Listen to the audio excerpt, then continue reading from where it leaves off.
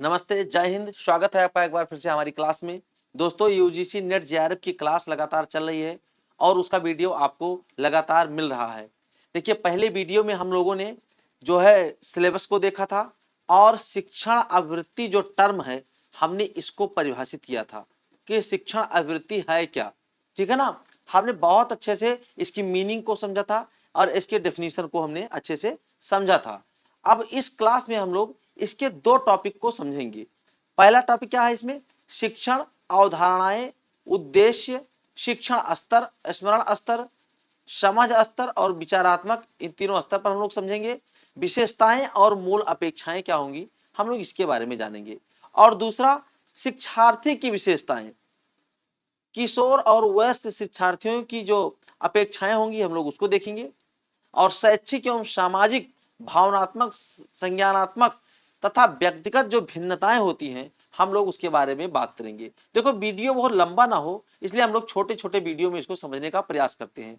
यदि आप मेरे साथ जुड़े रहेंगे तो आपको क्लास बहुत आसानी से समझ में आएगी और जब आप एग्जामिनेशन में बैठेंगे तो लगभग 100% प्रश्न आपके सही जाने की संभावना बन जाएगी, क्योंकि मैं आपको विस्तृत रूप से बहुत अच्छे से क्लास को समझा दे रहा हूं। ठीक है ना।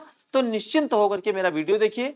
और हाँ, यदि आपको नोट्स चाहिए तो वेट कीजिए, आपको जल्द इसका नोट्स भी मिलेगा। तब तक के लिए मेरा व्हाट्सएप चैनल आप लोग फॉलो कर सकते हैं, जीके ड्राइवर के नाम से। ठीक है ना।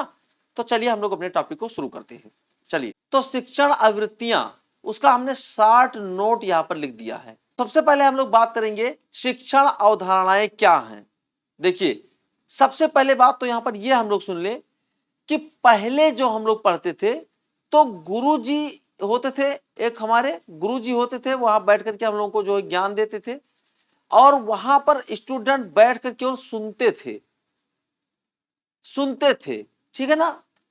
यानी कि ये एक प्रकार का जो है मौखिक ज्ञान का स्थानांतरण होता था। मौखिक ज्ञान का स्थानांतरण यहां पर होता था। ठीक है ना। मौखिक ज्ञान, और ये वन डायरेक्शन होता था या वन वे होता था। समझ पा रहे हैं? वन वे होता था या वन डायरेक्शन होता था। उसी को हम लोग आजकल उपनिषद, जो हमारा बहुत महत्वपूर्ण ग्रंथ है उपनिषद, ठीक है ना, ये जो उपनिषद होते हैं ये वास्तव में गुरु के समीप बैठ कर ली गई शिक्षाओं का जो है एक तरीके से संकलन है। ठीक है ना, हमारा उपनिषद। तो लेकिन अब जो है चेंज हो चुका है। अब ये वन वे नहीं रहा, अब केवल मौखिक ज्ञान नहीं रहा, अब हम लोग कॉपी पेन का इस्तेमाल करते हैं। और मामला क्या हो गया है कि शिक्षण एक द्विपक्षीय यानी कि दो तरफा प्रक्रिया है, वन वे नहीं है, दो तरफा है।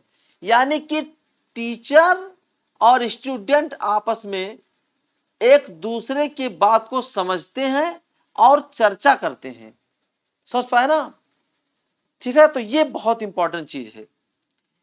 दूसरी बात, इसमें ज्ञान, कौशल और मूल्य सिखाए जाते हैं। तीनों चीजें यहां भी लगभग सेम चीजें हैं सिखाने का। यहां भी ज्ञान, कौशल और वैल्यूज बहुत अच्छे से सिखाए जाते थे। हमारे उपनिषदों में इसका बहुत अच्छे से वर्णन है, यदि आप लोग पढ़ेंगे तो। लेकिन यहां बस इतना अंतर है कि इधर मामला होता क्या था प्राचीन काल वाले शिक्षा प्रणाली में, ये वन वे होता था। गुरुजी श्लोक के माध्यम से, कह कर के माध्यम से, गीत के माध्यम से अपने बच्चों को सिखाते थे। यहां पर क्या है कि शिक्षण द्विपक्षीय हो गया है, दो तरफा हो गया है। ठीक है ना। अब यहां पर याद करना होता था। यहां पर जो श्लोक गुरुजी ने बोल दिया वो आपको याद करके आना था। यहां पर याद तो करना है, याद तो करना ही पड़ेगा, थोड़ा बहुत जरूर आपको एक लेवल होगा वहां तक आपको याद करना है, लेकिन केवल रटना नहीं है, बल्कि सोचने और समझने की क्षमता को भी विकसित करना है। ठीक है ना। तो आज की जो शिक्षण अवधारणा है वो एकदम स्पष्ट है कि अब बच्चा केवल श्रोता नहीं रहेगा, क्लास में बैठ करके केवल सुनेगा नहीं, बल्कि एक एक्टिव रहेगा, उसमें एक एक्टिव छात्र के रूप में जो क्लास में प्रतिभा करेगा। ठीक है ना। तो ये पूरी बात रही है। ठीक। अब हम लोग दो चीजों को देखते हैं यहां पर। शिक्षा का व्यापक अर्थ क्या है, व्यापक अर्थ, और संकुचित अर्थ क्या है? क्या संकुचित अर्थ क्या है?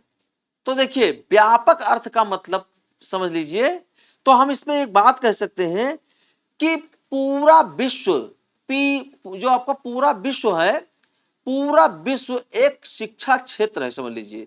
क्या है? शिक्षा क्षेत्र है। पूरे विश्व से हम लोग कुछ ना कुछ सीखते रहते हैं और पूरा विश्व एक दूसरे से कुछ ना कुछ सीखता रहता है। तो इसे शिक्षा का व्यापक रूप कहेंगे, ठीक ना। अब इसमें एक बात और हम लोग कह सकते हैं कि संसार में जो कोई है, छोटा बड़ा बालक वृद्ध, सब लोग सीखते हैं और यह सीखने की प्रक्रिया पूरे जीवन चलती है। तो शिक्षा का व्यापक अर्थ इस प्रकार से हम लोग कह सकते हैं।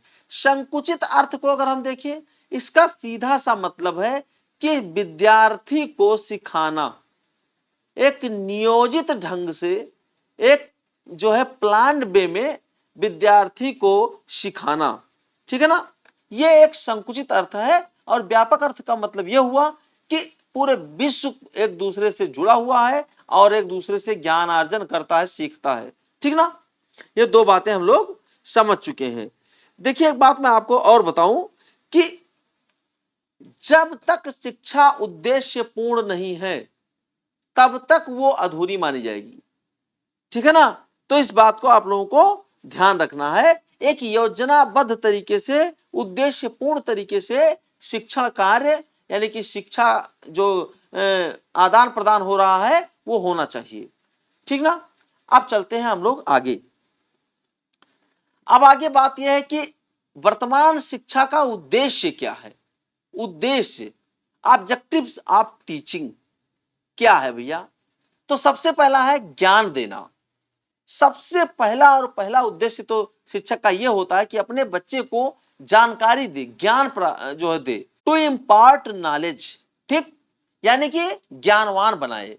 दूसरी बात क्या है? जब आपका बच्चा ज्ञानवान हो जाएगा तो उसके जो है अंदर धीरे धीरे समझ को विकसित करना, टू डेवलप द अंडरस्टैंडिंग। क्या? अंडरस्टैंडिंग को डेवलप करना, ठीक ना। उसके बाद में जब वो समझदार हो जाएगा तो उसके अंदर स्किल को बिल्डअप करना, स्किल को बढ़ाना। उसके बाद में वैल्यूज को बढ़ाना, मूल्यगत शिक्षा देना, नैतिक शिक्षा जिसको हम लोग कहते हैं, मूल्यगत शिक्षा देना। उसके बाद में एक अच्छा आलोचनात्मक सोच होना बहुत जरूरी है। व्यक्ति को क्रिटिकल थिंकर होना चाहिए, ठीक ना। ये बहुत जरूरी होता है। तर्क शक्ति का विकास होना चाहिए और विश्लेषण करने की उसके अंदर क्षमता होनी चाहिए। लॉजिकल जो रीजनिंग होता है, उस तर्क शक्ति आपके अंदर होना ही चाहिए। फिर क्या होगा? एनालिटिक एबिलिटी होनी चाहिए, आप किसी चीज को विश्लेषण कर सके, ठीक ना। उसके बाद में संश्लेषण कर सके, उससे कुछ जानकारी को निकाल सके, निचोड़ निकाल सके, ठीक ना। और ये सब जब आप कर ले तो जो आपका शिक्षा है वो समाज के उपयोग में आए। यदि आपका सीखा हुआ ज्ञान किसी और व्यक्ति के काम में नहीं आया, समाज के उपयोग में नहीं आया, तो वास्तव में वो ज्ञान निरर्थक हो जाता है। इसलिए यह सब सीख करके एक अच्छा नागरिक बनना, और एक अच्छा नागरिक बनने के साथ साथ नेतृत्व करता, यानी कि समाज को दिशा देना और अपने ऊपर अपने उत्तरदायित्व को समझना, इस समय शिक्षा प्रणाली का यह पूरा उद्देश्य होता है, ठीक ना। इसको आप समझ चुके होंगे। मेरा मानना है कि आप अच्छे तरीका से इस बात को जान चुके हैं, ठीक। तो अब हम लोग थोड़ा आगे बढ़ेंगे, चलिए आगे चलते हैं। अब बात आई कि शिक्षण के स्तर क्या है इस समय के, लेवल्स ऑफ टीचिंग। तो देखिए, मैं आपको जो आपके सिलेबस के अनुसार है उतना ही पढ़ाऊंगा, उससे ज्यादा कुछ भी चर्चा नहीं करूंगा, ठीक ना, ताकि टारगेट की तरह आप एकदम उसको अचीव कर लें। तो पहला लेवल जो होता है वो होता है स्मरण शक्ति पर निर्भर होता है, और इसको हम लोग कहते हैं स्मृति स्तर या मेमोरी लेवल। स्मृति स्तर या मेमोरी लेवल, इसको लिख लीजिए ऐसे, स्मृति स्तर या मेमोरी लेवल इसको कहते हैं, ठीक ना। अच्छा, होता क्या है? ये बच्चों में होता है, ठीक है ना। ये जो है प्रारंभिक चरण होता है, सीखने और सिखाने का क्या है, प्रारंभिक चरण होता है। और इसको या इसके समर्थक कह लीजिए, या इसके विषय में रिसर्च करने वाले जो आपके जो है वैज्ञानिक रहे हैं, उनका नाम है हर्बर्ट। हर्बर्ट जो है इसके मुख्य जो है एक तरीके से मान लीजिए प्रस्तावक हैं, ठीक ना। तो याद रखिएगा हर्बर्ट नाम से, हर्बर्ट, हर्बर्ट, ठीक। अब देखिए यहां पर मतलब यह हुआ कि आपको बच्चे को यहां पर रटना पड़ता है, याद करना पड़ता है चीजों को। मेमोराइजिंग फैक्ट होते हैं, जैसे आपको याद करना है कि मैंगो माने आम, सीधा सीधा इसे समझ लीजिए, मैंगो माने आम। तो यह बच्चे याद करते हैं, ठीक है ना। समझ पा रहे हैं मेरी बात को। अब इसमें कौन सी विधि हम लोग प्रयोग करेंगे? इसमें विधि प्रयोग करेंगे व्याख्यान विधि, दोहराव विधि, प्रश्नोत्तर विधि, ठीक। बार बार बच्चा रिपीट करेगा, क्वेश्चन आंसर उससे होंगे, तो उसको जल्दी याद हो जाएगा। अब दूसरा लेवल जो आएगा उसे हम लोग कहते हैं, बहुत अच्छी बात है, इसको कहेंगे हम लोग समझ स्तर। क्या कहेंगे? समझ स्तर कहेंगे, ठीक है ना। समझ स्तर का मतलब अंडरस्टैंडिंग लेवल, वो अब समझ रखने लगा है, थोड़ा बच्चा बड़ा हो गया है और अब वो समझ रखने लगा है, ठीक है ना। यदि हम लोग देखेंगे तो मॉरिसन का नाम आप लोगों ने पढ़ा होगा, समझ स्तर के जो है लेवल पे उन्होंने काम किया। मॉरिसन को याद रखिएगा, ठीक ना, मॉरिसन, ठीक है। अब इसमें आगे देखते हैं, इसमें तथ्यों को तो याद रखना होता है, लेकिन एक समझना बहुत जरूरी होता है, ठीक। तो अब जैसे आपको एक्सप्लेन करना आ जाए, कंपेयर करना आ जाए, तो आप समझ स्तर पर पहुंच चुके हैं, ठीक। इसमें कौन सी विधि का प्रयोग करेंगे हम लोग? चर्चा, उदाहरण और विश्लेषण। मैं आपको बता दूं, मैंने उतना ही लिखा है जितना आपको आवश्यक है। एग्जामिनेशन में इससे ज्यादा आपको कुछ भी नहीं चाहिए, ठीक। उसके बाद में हम लोग प्रैक्टिस सेट करेंगे, ठीक। अब तीसरा लेवल इसमें जो है वो क्या है? विचारात्मक स्तर, यानी कि रिफ्लेक्टिव लेवल। रिफ्लेक्टिव लेवल इसका मतलब क्या कि आपके अंदर अब थिंकिंग एंड प्रॉब्लम सॉल्विंग की जो है एबिलिटी होना चाहिए। आपके अंदर सोच और समस्या समाधान की ताकत आनी चाहिए। इस स्तर को कहेंगे विचारात्मक स्तर, ठीक, या चिंतन स्तर, जो भी आप कह लीजिए। क्या कह लीजिए? चिंतन स्तर। और इसके मुख्य प्रस्तावक अगर आप कहो तो मैं बताऊं, उनका नाम है हंट। क्या नाम है? हंट। तो यहां याद रखिएगा हर्बर्ट प्राथमिक स्तर या स्मरण शक्ति स्तर या स्मृति स्तर पर, दूसरे पर याद रखना आपको मॉरिसन को, और तीसरे पर याद रखना आपको हंट को। यहां का क्या करना है? याद करना है, रटना है और मेमोराइजिंग फैक्ट तैयार करना है। यहां पर क्या करना है? आपको व्याख्या करना आना चाहिए, तुलनात्मक अध्ययन आना चाहिए, ठीक है ना, चर्चा करना आना चाहिए, उदाहरण देना आना चाहिए, ये सब चीजें। और विधियां क्या है? क्लास में शिक्षक चर्चा करता है, उदाहरण देता है, विश्लेषण करता है। तीसरा मैंने पढ़ाया विचारात्मक स्तर। विचारात्मक स्तर का मतलब हुआ सोच आपके अंदर हो, समस्या का समाधान आप कर सकें, एक विचार आपके अंदर आना चाहिए, ठीक। अब इसका मुख्य जो विचारात्मक स्तर पर हम लोग शिक्षण करेंगे, इसका मुख्य जो है मुख्य चीज क्या है? इसमें मुख्य यह है कि जो शिक्षण का केंद्र है वो है समस्या केंद्रित। क्या है? समस्या केंद्रित है भैया, ध्यान रखिएगा, समस्या केंद्रित होता है यहां पर शिक्षण। यानी कि इतनी चीजें आपके पास हो जाएं कि आप किसी समस्या को देखकर उस पर निर्णय ले सकें, ठीक। बहुत। अब यहां पर क्या होगा कि ये कक्षा जो होगी वो स्वतंत्र एवं मुक्त होती है। आपको एकदम अच्छे से सीख सकते हैं, अच्छे से सोच सकते हैं, अपना विचार रख सकते हैं। ये पूरी जो तरीके से आप लोगों को इसमें कोई दिक्कत नहीं होगी। पूरी बात आप अच्छे से यहां पर ध्यान रखेंगे कि क्या हमको करना है और क्या नहीं करना है, ठीक। चलिए हम लोग आगे चलते हैं। अब हम लोग आ गए शिक्षण की विशेषताएं क्या हैं, कैरेक्टरिस्टिक्स ऑफ टीचिंग। वर्तमान शिक्षण की विशेषताएं क्या हैं? तो सबसे पहली विशेषता है कि जो शिक्षण हो वो एक योजना आधारित हो, यानी कि नियोजित तरीके से हो, और दूसरा उद्देश्य पूर्ण हो, पर्पजफुल एंड प्लान्ड हो, ठीक है ना। दूसरा विशेषता क्या होना चाहिए, संवादात्मक प्रक्रिया, वन वे नहीं, क्लास में संवाद होना चाहिए, दैट मीन्स इंटरएक्टिव प्रोसेस। बच्चे और टीचर एक दूसरे से अपना जो है बातचीत करके, प्रश्नोत्तरी करके, यानी कि आई टू आई कांटेक्ट पर काम होता है, ठीक है ना, बहुत अच्छी तरीका से। और लचीलापन और नवाचार यानी कि इनोवेशन अगर नहीं है क्लास, इनोवेशन उसमें नहीं है, तो फिर क्लास बेकार है। विद्यार्थी केंद्रित यानी कि अब बच्चे को ध्यान में रख करके क्लास चलाया जाएगा या चलता है, मतलब इस समय जो शिक्षण प्रणाली है, ठीक है ना। लर्नर सेंटर्ड अप्रोच आपका होना चाहिए। तो शिक्षक क्या है, नीचे मैंने लिख दिया है कि शिक्षक एक सुविचारित प्रेरक यानी कि जो है एक मैं आपको बताऊं सुविधा प्रदाता, सुविधा प्रदाता कह सकते हैं, प्रदाता, फैसिलिटेटर की भूमिका निभाता है, ना केवल सूचना प्रदाता। आपको एक ऐसे जो है सहयोगी के रूप में क्लास में रहना होता है कि बच्चे की जो कुछ भी समस्या है सब आपको सॉल्व करना है, समझ पाए, यानी कि सुविधादायक हैं आप वहां के, फैसिलिटेटर हैं आप वहां के। क्लियर, चलिए हम लोग आगे चलते हैं।